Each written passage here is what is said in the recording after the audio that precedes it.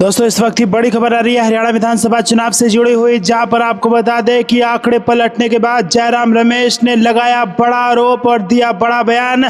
कहा जानबूझकर आंकड़ों को अपडेट नहीं किया जा रहा है, जानबूझकर चुनाव आयोग देरी से डाटा अपडेट कर रहा है। जी हाँ दोस्तों, पूरी खबर आपको जरूर बताएंगे, लेकिन उससे पहले अगर आप भी ऐसा मानते हैं कि शाम तक बन जाएगी हरियाणा में कांग्रेस की सरकार तो वीडियो कीजिए लाइक और चैनल को सब्सक्राइब करके बेल आइकन दबाकर कमेंट में लिखिए जय हिंद। जी दोस्तों, आपको बता दें कि जानबूझकर चुनाव आयोग देरी से डाटा अपडेट कर रहा है, यह आरोप लगा दिया है जयराम रमेश ने।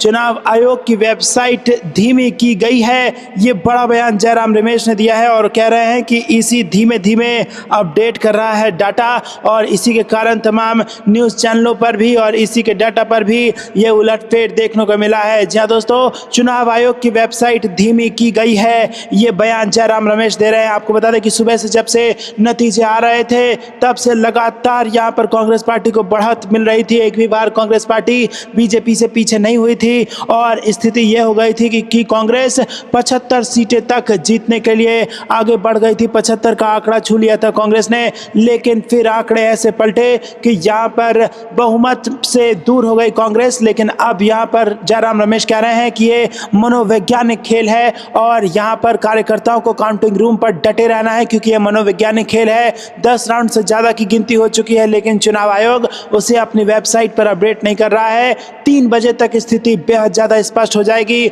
और आंकड़े भी अपडेट होंगे और यहां पर शाम को बन जाएगी कांग्रेस पार्टी की हरियाणा में सरकार। वहीं दोस्तों दूसरी तरफ बात की जाए जम्मू कश्मीर की, तो जम्मू कश्मीर में जो आंकड़े हैं, जो कांग्रेस और एनसी के गठबंधन की जो 52 सीटें हैं, वो लगातार सुबह से अब तक स्टेबल है, इससे कम नहीं हुई है। यानी कि जम्मू कश्मीर में एनसी और कांग्रेस की गठबंधन की सरकार बन रही है हर हालत में। लेकिन बात की जाए हरियाणा की, तो हरियाणा के आंकड़ों में उलटफेर देखने को मिल रहा है और हरियाणा को लेकर जयराम रमेश ने यह बयान दिया है कि चुनाव आयोग इसको अपडेट नहीं कर रही है, चुनाव आयोग की वेबसाइट धीमी की गई है। आपको यह कुछ लगता है कमेंट में जरूर बताइए, वीडियो को लाइक नहीं किया तो लाइक जरूर कीजिएगा। रुक करते हैं अगली ब्रेकिंग न्यूज की तरफ। हरियाणा और जम्मू कश्मीर के चुनाव के नतीजे धीरे धीरे अब स्पष्ट होने लगे हैं और आपको बता दें कि दोनों ही जगह बीजेपी को लग रहा है बड़ा झटका। जी हाँ दोस्तों, आपको हम हरियाणा के रुझान बता चुके हैं, जहां पर सुबह से ही कांग्रेस पार्टी ने बढ़त बना रखी है। हालांकि बीच में थोड़ी स्थिति खराब हुई थी, लेकिन फिर से यहां पर कांग्रेस पार्टी ने बढ़त बना ली है। और वहीं अगर बात की जाए जम्मू कश्मीर की, तो यहां पर भी कांग्रेस एनसी के गठबंधन ने बीजेपी को धूल चटा दी है। जी हाँ दोस्तों, आपको बता दें कि जम्मू कश्मीर के जो आंकड़े हैं वो हरियाणा के मुकाबले ज्यादा स्टेबल हैं और जैसे हरियाणा में ऊपर नीचे उथल पुथल मची हुई है, लेकिन जम्मू कश्मीर में यह आंकड़े बिल्कुल स्टेबल हैं और 90 की 90 सीटों पर जो रुझान सामने आए हैं उसके मुताबिक 50 सीटों पर एनसी कांग्रेस गठबंधन ने जीत हासिल करने की तरफ आगे बढ़ रही है, आगे चल रही है एनसी और कांग्रेस का गठबंधन 50 सीटों पर। वहीं अगर बीजेपी की बात की जाए तो बीजेपी यहां पर 26 सीटों पर आगे चल रही है, पीडीपी के खाते में 4 है और अन्य के खाते में 10 है। और दोस्तों आपको बता दें कि जम्मू कश्मीर का यह आंकड़ा सुबह से ही लगातार स्टेबल है, अभी तक यह आंकड़ा नहीं पलटा है और ऐसे में कहा जा सकता है कि जम्मू कश्मीर में जब जनता को मौका मिला अपनी सरकार चुनने का, तो उसने जो है वो कांग्रेस और एनसी के गठबंधन को चुन लिया और बीजेपी को एक तरीके से आईना दिखा दिया है यहाँ पर जम्मू कश्मीर की जनता ने। दोस्तों इसका और विश्लेषण करेंगे जब आंकड़े और खुलकर सामने आएंगे, वोट शेयर के आंकड़े आएंगे, किस इलाके से बीजेपी को सीटें मिली हैं और एनसी को कहां से सीटें मिली हैं, इसका विश्लेषण अभी होना बाकी है। लेकिन ताज़ा खबर जो आ रही है वो ये कि जम्मू कश्मीर में एनसी कांग्रेस गठबंधन ने बीजेपी को धूल चटा दी है, ये एकदम तय है। रही बात हरियाणा की, तो हरियाणा में उथल पुथल मची हुई है। कांग्रेस पार्टी 70 सीटों को छू चुकी थी, 70 सीटों पर आगे चल रही थी, लेकिन फिर से थोड़ा पीछे कांग्रेस पार्टी को आना पड़ा और अब फिर से कांग्रेस पार्टी के फेवर में ट्रेंड हो चला है। ऐसे में बीजेपी की मुसीबत बढ़ सकती है और यहाँ पर किसकी सरकार बनेगी इसको लेकर जहां एक तरफ कांग्रेस पार्टी आश्वस्त है, तो वहीं बीजेपी की टेंशन लगातार बढ़ी हुई है। एंटी इनकम्बेंसी यहाँ पर हावी होती नजर आ रही है हरियाणा के विधानसभा चुनाव के नतीजों में। तो दोस्तों यहाँ पर एग्जिट पोल और ओपिनियन पोल के जो आंकड़े थे उन पर मुहर लगाते हुए नजर आ रही हैं। तमाम जो नतीजे आ रही हैं अलग अलग चैनलों पर आप देख सकते हैं, अलग अलग आंकड़े हैं। चुनाव आयोग भी अपने आंकड़े पेश करने शुरू कर चुका है और अब कुछ घंटों में स्थिति और ज्यादा स्पष्ट हो जाएगी। पल पल की अपडेट आप तक हम पहुंचाएंगे, लेकिन उससे पहले जरूरी है कि आप वीडियो को लाइक करके चैनल को सब्सक्राइब कर लें और बेल आइकन दबाकर कमेंट में जय हिंद जरूर लिखें और ज्यादा लोगों तक इन वीडियोस को शेयर कीजिए। दोस्तों रुक करते हैं अगली ब्रेकिंग न्यूज की तरफ। बहुमत के आंकड़े पार कर चुकी है कांग्रेस पार्टी और 10 साल के भारतीय जनता पार्टी के शासन पर हरियाणा के चुनाव में इस बार फुल स्टॉप लगा चुकी है। कांग्रेस पार्टी बेहद बड़ी जीत एंटी इनकम्बेंसी बीजेपी के खिलाफ देखने को मिली हरियाणा में, और शुरुआती रुझान जो सुबह से मोमेंटम हरियाणा में बन रहा है वो कांग्रेस पार्टी के पक्ष में बन रहा है। गिनती शुरू हुए आधे घंटे ही हुए थे कि आधे घंटे के अंदर ही कांग्रेस पार्टी ने बहुमत का आंकड़ा पार कर दिया है। और दोस्तों, जो 90 सीटों के जो शुरुआती रुझान आ रहे हैं उस 90 सीटों में 60 से ज्यादा सीटें कांग्रेस पार्टी आगे चल रही है, और ये अभी शुरुआती रुझान है। जी हां दोस्तों, जैसे ही सुबह सुबह बैलेट बॉक्स खुला और जैसे ही गिनती शुरू हुई, कांग्रेस पार्टी और कार्यकर्ताओं में खुशी की लहर देखने को मिली, क्योंकि लगातार तेजी से आंकड़े कांग्रेस पार्टी के पक्ष में बढ़ते चले गए और सभी एग्जिट पोल और तमाम ओपिनियन पोल्स पर मोहर लगाते चले गए हैं ये आंकड़े। और अब 10 साल के भारतीय जनता पार्टी के शासन पर फुल स्टॉप लगा सकते हैं अगर शाम तक यही मोमेंटम अगर कंटिन्यू रहा तो। इतना ही नहीं दोस्तों, रिकॉर्ड भी टूट सकता है और यह भी हो सकता है कि सिंगल डिजिट पर भारतीय जनता पार्टी आकर के सिमट जाए। जी हां दोस्तों, आपको क्या कुछ लगता है कमेंट में जरूर बताइए। वीडियो को लाइक करके समर्थन दर्ज कराइए और ज्यादा से ज्यादा वीडियो को शेयर कीजिए। जी हां दोस्तों, नौबत जो है वो हरियाणा में ऐसी आ चुकी है कि भाजपा को सिंगल डिजिट पर सिमट कर रहना पड़ सकता है, क्योंकि शुरुआती रुझान में ही भारतीय जनता पार्टी को धूल चटाते हुए कांग्रेस पार्टी लगातार आगे बढ़ रही है। तो दोस्तों, अभी भी राजनीति बाकी है, क्योंकि भले ही कांग्रेस पार्टी सरकार बना रही हो, लेकिन अब कांग्रेस के भीतर ये चर्चाएं शुरू हो गई है कि हरियाणा का मुख्यमंत्री कौन होगा और कांग्रेस का जो हरियाणा का जो नेतृत्व है वो कौन होगा। उसको लेकर कुमारी शैलजा हो या फिर यहाँ पर हुड्डा हो, इनको लेकर अभी बहुत बड़ी मीटिंग बुलाई जानी है और तय करना है कि आखिरकार इस बार किसको मौका दिया जाएगा हरियाणा के मुख्यमंत्री की कुर्सी पर बैठने के लिए। और दोस्तों, इसी के साथ उन कारणों का भी यहाँ पर जिक्र होने लगा है जिसको माना जा रहा है कि जिस प्रकार से जो महिलाओं का मामला है, जो किसान पहलवानों का मामला है, आखिरकार कौन सा ऐसा फैक्टर है जिसने भारतीय जनता पार्टी की ये स्थिति हरियाणा के चुनाव में कर दी है। तो दोस्तों, आपको क्या कारण लगता है, आखिरकार क्या हुआ ऐसा कि बीजेपी सिंगल डिजिट पर भी सिमट सकती है और कांग्रेस पार्टी रिकॉर्ड तोड़ जीत यहाँ पर दर्ज कर सकती है? कमेंट में अपनी राय हम तक जरूर पहुंचाइए और वीडियो को लाइक नहीं किया तो लाइक करके ज्यादा इसको शेयर कीजिए। पल पल की हरियाणा की अपडेट हम आपको और जम्मू कश्मीर के चुनाव के नतीजों की अपडेट हम आप तक पहुंचाते रहेंगे।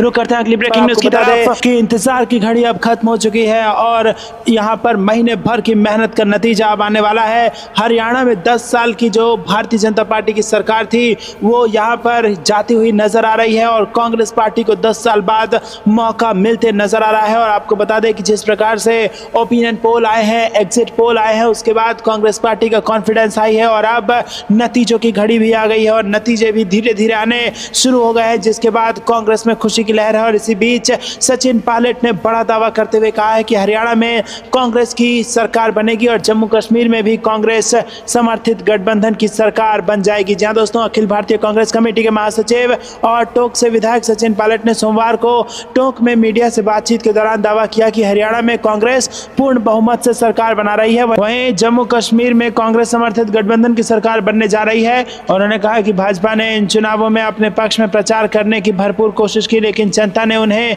नकार दिया है। उन्होंने कहा कि जम्मू कश्मीर में भाजपा और केंद्र सरकार ने पर्दे के पीछे से कोई राजनीतिक चालें चली, लेकिन जनता ने कांग्रेस गठबंधन को स्पष्ट बहुमत देने का फैसला किया है। पायलट ने यह भी कहा कि इस चुनाव में 80% मतदान हुआ, जो बदलाव की दिशा में जनता का संकेत है। जी हाँ दोस्तों, यहाँ पर आपको बता दें कि आंकड़े आ रहे हैं और इसके बाद कांग्रेस का कॉन्फिडेंस बढ़ रहा है। पार्टी नेतृत्व को लेकर पूछे गए सवाल पर पायलट ने कहा कि कांग्रेस में नेतृत्व तय करने की एक प्रक्रिया होती है, जिसमें विधायक दल की बैठक और केंद्रीय नेतृत्व के अवलोकन के बाद फैसला होता है। जी हाँ दोस्तों, जैसे जैसे आंकड़े आ रहे हैं कांग्रेस पार्टी सरकार बनाने की तरफ अग्रसर हो रही है, वैसे ही वैसे अब सवाल यह है कि हरियाणा का मुख्यमंत्री कौन होगा या कौन होंगी, और इसको लेकर सचिन पायलट ने कहा है कि एक प्रक्रिया के तहत नेतृत्व तय किया जाएगा। तो दोस्तों, आपको क्या कुछ लगता है कौन बनने वाला है हरियाणा का मुख्यमंत्री? कमेंट में नाम जरूर बताइएगा। रुक करते हैं ब्रेकिंग न्यूज की तरफ। हरियाणा हारी तो बीजेपी पर बढ़ेगा आरएसएस का दबाव, महाराष्ट्र में भी बढ़ जाएगी मुसीबत। जी हां दोस्तों, हरियाणा और जम्मू कश्मीर विधानसभा चुनाव के नतीजे आने लगे हैं। इससे पहले एग्जिट पोल के नतीजों में लगभग सभी एग्जिट पोल में हरियाणा में कांग्रेस की जीत हुई और जम्मू कश्मीर में कांग्रेस एनसी को बढ़त दिखाई गई। और दोस्तों, हरियाणा में एग्जिट पोल के अलग अलग नतीजों में कांग्रेस को 65 सीटों तक भी दिखाया गया है। बीजेपी के लिए यहाँ पर 15 से 28 सीटों का अनुमान जताया गया है। दोस्तों, अगर एग्जिट पोल के नतीजे साबित हो गए तो इस प्रश्न को और मजबूती मिल जाएगी कि क्या अब चुनावी राजनीति का चक्र कांग्रेस के पक्ष में घूमना शुरू हो चुका है। क्या दो ध्रुवों की राजनीति के इस युग में कांग्रेस युग की वापसी का दौर शुरू हो चुका है, खासकर तब जब लोकसभा चुनाव में बीजेपी का प्रदर्शन पिछले चुनाव के मुकाबले गिरा है और कांग्रेस का मजबूत हुआ है। लोकसभा चुनाव के बाद कांग्रेस बीजेपी दोनों पार्टियों की ये पहली चुनावी परीक्षा है। हरियाणा के चुनाव नतीजों से जुड़े आंकड़ों पर गौर करें तो पता चलता है कि 2014 में बीजेपी के हाथों सत्ता गंवाने के बाद कांग्रेस ने बीजेपी के मुकाबले अपने प्रदर्शन में सुधार ही किया है।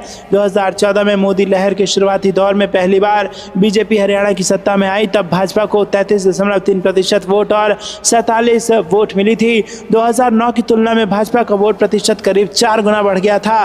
कांग्रेस 20.7% वोट के साथ 15 सीटों पर सिमट गई थी।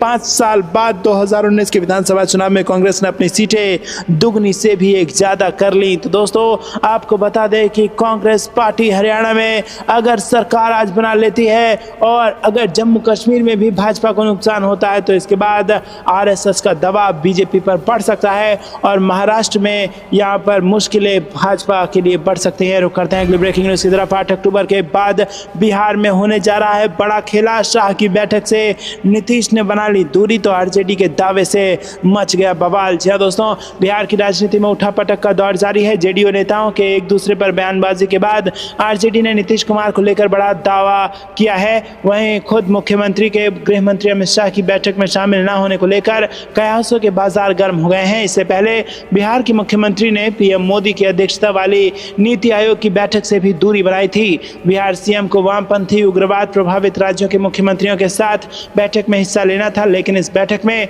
नीतीश कुमार शामिल नहीं होंगे। उनकी जगह डिप्टी सीएम सम्राट चौधरी हिस्सा लेंगे। बैठक में आंध्र प्रदेश, बिहार, छत्तीसगढ़, झारखंड, तेलंगाना, उड़ीसा, महाराष्ट्र और मध्य प्रदेश के मुख्यमंत्रियों को शामिल होना है। बिहार सीएम नीतीश कुमार भले ही विधानसभा चुनाव की तैयारियों में जुटे हों, लेकिन पार्टी संगठन में सब ठीक हो ऐसा नहीं दिखता है। बीते दिनों ही परबत्ता से जेडीयू विधायक डॉक्टर संजीव कुमार ने अशोक चौधरी पर हमला बोल दिया। डॉक्टर संजीव ने कहा कि बिहार सीएम को यह देखना चाहिए राज्य में पूर्ण शराबबंदी है और दूसरी तरफ कोई मंत्री विदेश जाकर शराब पार्टी कर रहा है।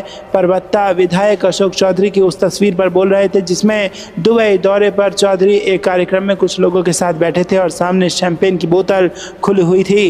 रुक करते हैं अगली ब्रेकिंग न्यूज़ की तरफ। शहरों में भी बीजेपी के किलों में सेंध लगाएगी सपा। सोसाइटी और सेक्टरों के लिए अखिलेश की रणनीति का ऐलान। जी हाँ दोस्तों, लोकसभा चुनाव में शानदार प्रदर्शन से गदगद समाजवादी पार्टी ने आगामी उपचुनाव के साथ ही 2027 में होने वाले यूपी विधानसभा चुनाव के लिए अभी से तैयारियां शुरू कर दी हैं। सपा का फोकस उन विधानसभा सीटों पर है जहां 2022 में पार्टी को हार का सामना करना पड़ा था। विधानसभा चुनाव की तैयारी के लिए पर्याप्त समय मिले, इसके लिए हारी हुई सीटों पर 1 से 1.5 साल पहले प्रत्याशी भी तय करने की योजना है। अपार्टमेंट और सेक्टरों में भी पार्टी इकाई के स्थानीय अध्यक्ष नियुक्त किए जाएंगे। सपा प्रमुख अखिलेश यादव ने रविवार को लखनऊ पार्टी मुख्यालय में गौतम बुद्ध नगर के पदाधिकारियों के साथ बैठक की, जिसमें कई अहम फैसले लिए गए। पार्टी के निष्क्रिय नेताओं को बाहर करने की तैयारी है। पार्टी के संगठन को मजबूत करने के लिए फैसला लिया गया कि अपार्टमेंट और सेक्टरों में समाजवादी पार्टी के संगठन मजबूत किया जाएगा। यह पदाधिकारियों की नियुक्ति होगी। गौतम बुद्ध नगर में 3 विधानसभा क्षेत्र दादरी, जेवर और ग्रेटर नोएडा शामिल है जिन पर बीजेपी का कब्जा है, इसलिए पार्टी इन जगहों पर फोकस कर रही है। रुक करते हैं अगली ब्रेकिंग न्यूज़ की तरफ। प्रियंका गांधी ने IMPCL के निजीकरण की योजना पर केंद्र को घेरा। कहा चुनिंदा मित्रों की तिजोरियां भरने का है मकसद। जी हाँ दोस्तों, आपको बता दें कि कांग्रेस महासचिव प्रियंका गांधी ने ये टिप्पणी इन खबरों के बीच दी है कि सरकार की दवा कंपनी के विनिवेश की योजना है, जिससे कई स्थानीय निवासियों के बीच चिंता पैदा हो गई है जिनकी आजीविका इससे प्रभावित हो सकती है। रुक करते हैं अगली ब्रेकिंग न्यूज़ की तरफ। लैंड फॉर जॉब मामला, लालू परिवार को बड़ी राहत। तेजस्वी, तेज प्रताप और लालू यादव तीनों को मिल गई जमानत। जी हाँ दोस्तों, दिल्ली की एक अदालत ने राष्ट्रीय जनता दल प्रमुख और पूर्व रेलवे मुख्यमंत्री लालू प्रसाद और उनके बेटों तेजस्वी यादव, तेज प्रताप यादव को नौकरी के बदले जमीन से जुड़े धन शोधन मामले में सोमवार को जमानत दे दी है। उन्हें 1 लाख रुपए के जमानत बॉन्ड पर जमानत दी गई है। अगली सुनवाई की तारीख 25 अक्टूबर को है। विशेष न्यायाधीश विशाल गोगने ने आरोपियों को 1 लाख रुपए के नीचे मुचलके पर जमानत देते हुए कहा कि जांच के दौरान उन्हें गिरफ्तार नहीं किया गया था। अदालत द्वारा पहले जारी किए गए समन के अनुपालन के तहत आरोपी उसके समक्ष पेश हुए। न्यायाधीश ने आरोपियों के खिलाफ दाखिल पूरक आरोप पत्र का संज्ञान लेने के बाद समन जारी किए थे। प्रवर्तन निदेशालय ने 6 अगस्त को अदालत को समक्ष अंतिम रिपोर्ट दायर की थी। ईडी ने केंद्रीय अन्वेषण ब्यूरो द्वारा दर्ज की गई प्राथमिकी के आधार पर अपना मामला दायर किया। तो दोस्तों, आपको यह कुछ लगता है कमेंट में जरूर बताइए। वीडियो को लाइक नहीं किया तो लाइक जरूर कीजिएगा। रुक करते हैं अगली ब्रेकिंग न्यूज की तरफ। लोग पीएम मोदी के 75 साल होने का इंतजार कर रहे हैं ताकि उनकी विदाई हो। बीजेपी पर सिसोदिया का हमला। जी हां दोस्तों, दिल्ली के पूर्व डिप्टी सीएम मनीष सिसोदिया ने प्रेस कॉन्फ्रेंस कर बीजेपी पर जमकर हमला बोला। उन्होंने कहा कि भारत के लोग भारतीय जनता पार्टी को विदा कर रहे हैं। हरियाणा के एग्जिट पोल भी यही बात साबित कर रहे हैं। नरेंद्र मोदी को देश में बढ़ती महंगाई और बेरोजगारी की नहीं बल्कि अरविंद केजरीवाल जी की बढ़ती लोकप्रियता की चिंता है। उन्होंने कहा कि पीएमएलए कानून देश में आतंकवादियों की फंडिंग को रोकने के लिए बनाया गया था, लेकिन इसका राजनीतिक दुरुपयोग किया गया, जिसके बाद कोर्ट ने ऐसे फैसले सुनाए जिससे पीएमएलए की धाराएं कमजोर हो गई हैं। जांच एजेंसियों के दुरुपयोग से इनकी ताकत कम हो रही है, लेकिन नरेंद्र मोदी को इसकी बिल्कुल भी चिंता नहीं है। वो तो अपने आप को भगवान से भी ऊपर मानते हैं। तो दोस्तों, आपको यह कुछ लगता है कमेंट में जरूर बताइए। वीडियो को लाइक नहीं किया तो लाइक जरूर कीजिएगा। रुक करते हैं अगली ब्रेकिंग न्यूज की तरफ। कांग्रेस को मिली बहुमत तो कुमारी सैलजा बन सकती हैं हरियाणा की मुख्यमंत्री। हुड्डा ने रिजल्ट से पहले ये बड़ा बयान दे दिया है। जी हां दोस्तों, आपको बता दें कि हरियाणा विधानसभा चुनाव 2024 के लिए मतगणना से पहले मुख्यमंत्री के नाम की चर्चा तेज हो चुकी है। तमाम एग्जिट पोल में राज्य में कांग्रेस की सरकार बनाने का अनुमान लगाया गया है। इस बीच कांग्रेस में खेमेबाजी शुरू हो चुकी है।